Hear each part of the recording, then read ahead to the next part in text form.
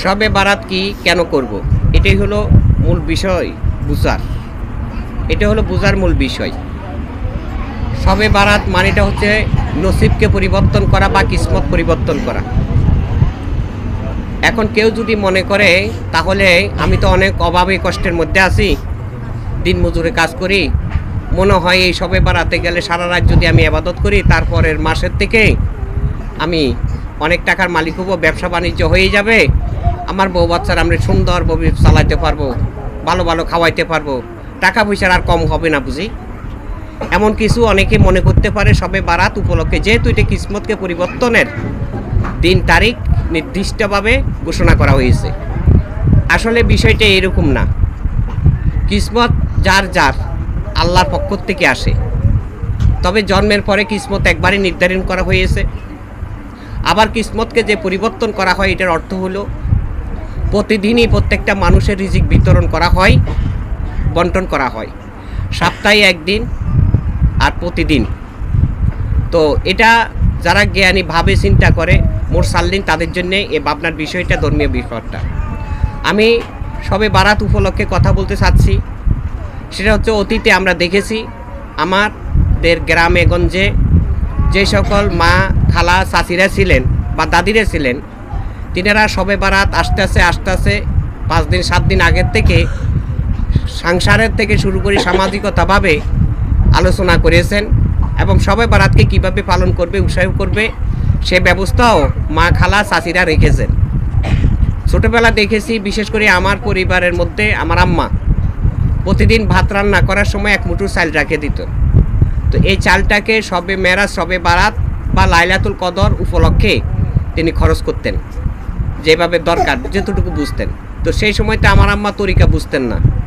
যারা তরিকা ছাড়া মুসলিম জাহানের মানুষ ইবাদত করি, আমরা 5 ওয়াক্ত নামাজ পড়ি, রোজা করি, তাদের এরকম চিন্তাধারা অন্তরে রাখা উচিত। যেহেতু আমি যে রান্না করতেছি এটা পবিত্র হিসাবে আমার ঘরে গণ্যিত হচ্ছে।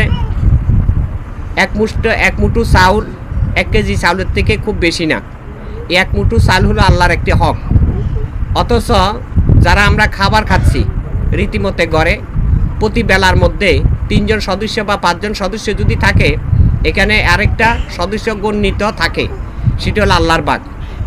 শরীয়ত মতে বলা হয়েছে, তরিকত মতো বলা হয়েছে, তরিকত মতে বলা হয়েছে 3 ভাগের 1 অংশ। তার মানে স্বামী স্ত্রী 2 জনের মধ্যে আরও একজন আল্লাহকে রাখতে হয়। স্বামী স্ত্রী 2 জনের মধ্যে যেমন 2 জনে খাবার তৈরি করা হয়, এখানে আরও একটা ভাগ আল্লাহ থাকে। আসলে আমরা এই ভাবনা চিন্তাগুলো কেউ করি না।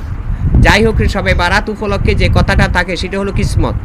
কিসমতের পরিবর্তন এই নয় বাড়ি গাড়ি করব, টাকা পয়সার মালিক বেশি হব। কিসমত যার যেমন আছে থাকবে, তবে কিসমতের পরিবর্তন এইভাবে আসে যে শবে বারাতের রাতটা হলো একটা রহমতির রাত। এই রাতের মধ্যে ব্যক্তি পর্যায়ে আমল গুণে, চিন্তা গুণে রহমত বর্ষিত হয় আল্লাহর পক্ষ থেকে।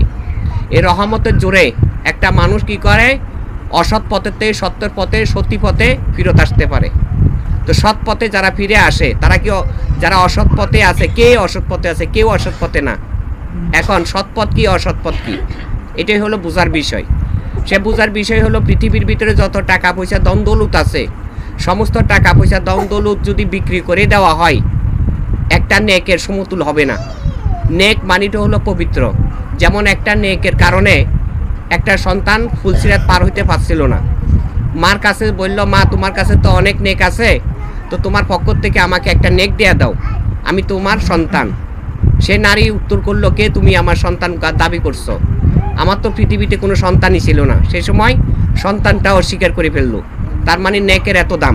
পরকালের দুনিয়ার মধ্যে আমরা 2 দিনের জন্য আসছি, অনন্তকালের স্থানে আমাদেরকে যেতে হবে।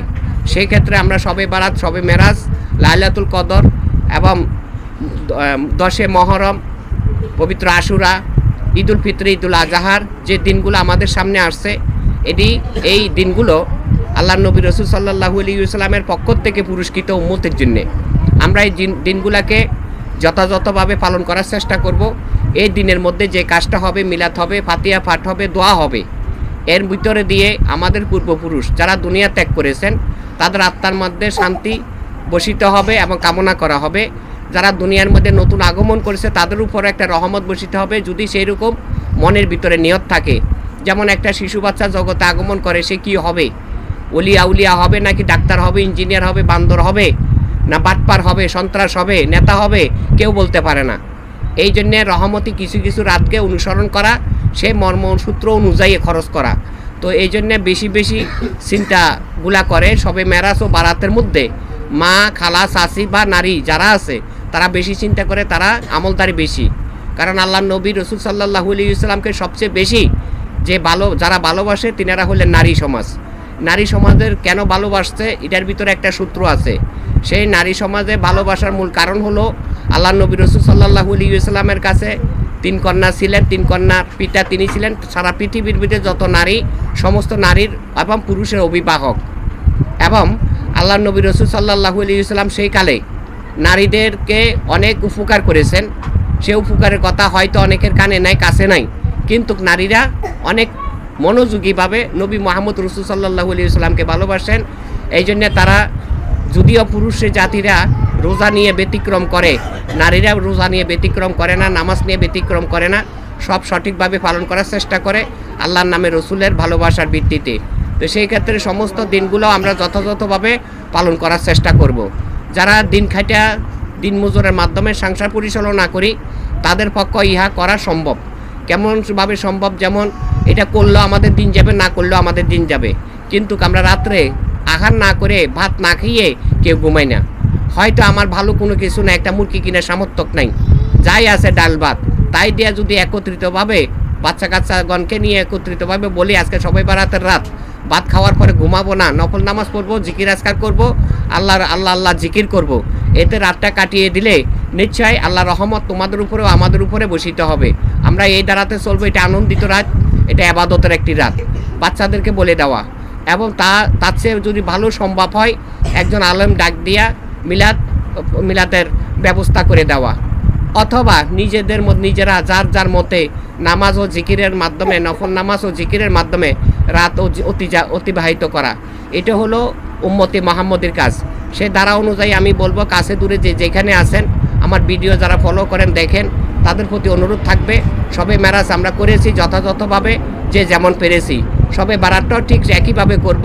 আমার দরবার শরীফের মধ্যে যারা সদস্যবিন্দু রয়েছেন সকলের উদ্দেশ্যে এই কথাই বলা হয়েছে, এই 3টি দিন সবে মেরাজ, সবে বারাত ও লাইলাতুল কদর, এই 3টি দিন স্বাধীনতাভাবে দেওয়া হয়েছে খেজমতের জন্যে।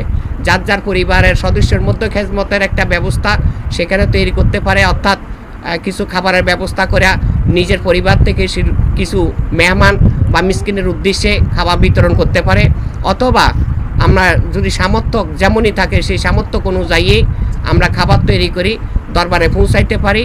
এটা সকলে মিলে যারা উপস্থিত হই সময়ভাবে আমরা তবরুক হিসাবে বা দরবারের নেয়ামত হিসাবে অন্যের মধ্যে বিতরণ দিতে পারি। এতে দেখা যাচ্ছে আমার কাছে সামর্থ্য নাই, আমার কাছে 1 কেজি আটার সামর্থ্য ছিল, আধা কেজি চাউলের সামর্থ্য ছিল, তাই দিয়া 100 জন মানুষের মধ্যে এটা বিতরণ করতে পারলে আমার জন্মজীবন কর্মজীবন ধন্য হবে, আল্লাহ আমার উপর সন্তুষ্ট খুশি হবেন। সেই দ্বারা অনুযায়ী সবে বারাত আমরা অতীতে যেভাবে করেছি সবে মেরাজ সেভাবে আমরা করব। শুরুতে সন্ধ্যার পরে আমরা একটা তবরুকের ব্যবস্থা করব, যতটুকু আমাদের সামর্থ্য কুলা, মা বোন বা ভাই যেখানে আছেন যারা দরবারে আগমন করেন সকলের মাধ্যম হইতে, এবং যতটুকু আসে যেমনই আসে তেমনই আমরা করব। এবং রাত 9টায় মিলাদ হবে, রাত 9টার পরে শেষ রাত্রে একটা মিলাদ হবে। ওই শেষ রাতের মধ্যে আমরা ভালো কিছু আয়োজন করব এবং সকলের উদ্দেশ্যে আল্লাহর নাম বিশ্বাসের ভিত্তিতে। আর আরেকটা কথা হচ্ছে, সবে বারাতে উপলক্ষে অনেকে রোজা থাকবেন। রোজা কখনো সবে বারাতের জন্য না, রোজা কখনো সবে মেরাজের জন্য না, রোজা কখনো ইমাম হুসাইন আলাইহিস সালামের জন্য না, রোজা কখনো কোনো সন্তানের জন্য না, রোজা কখনো গুনাহ মাফের জন্য না। রোজা হলো যার যার জন্য আল্লাহর নামে। রোজার অর্থ হলো যার যার আত্মাটাকে জাগ্রত করা, শক্তিশালী করা। এই আত্মার মধ্যে যেন ভবিষ্যতে কোনো রকমের ময়লা আবর্জনা জন্ম নিতে না পারে বা স্পর্শ করতে না পারে। এটাই হলো রোজার একটি হাকিকত। রোজার মানিটা হচ্ছে যত রকমের খারাপি আছে সমস্ত খারাপির থেকে বেঁচে চলবো, সাবধানে চলবো, মিথ্যা কথা বর্জন করব, সত্য পথে চলবো, এবং সারাদিন অনাহারতার মাধ্যমে রোজা পালন করব। তো যাই হোক, অনেক কথা রোজার মাধ্যমে থাকে, সামনে রোজা আসতে তাই এই কথাটা বললাম। কাজে আমরা শবে বরাত পালন করব। সকলের দাওয়াত রইল নয়নগর দরবার শরীফে। সকলের প্রতি সালাম। আসসালামু আলাইকুম রহমতুল্লাহি ওয়া বারাকাতুহু।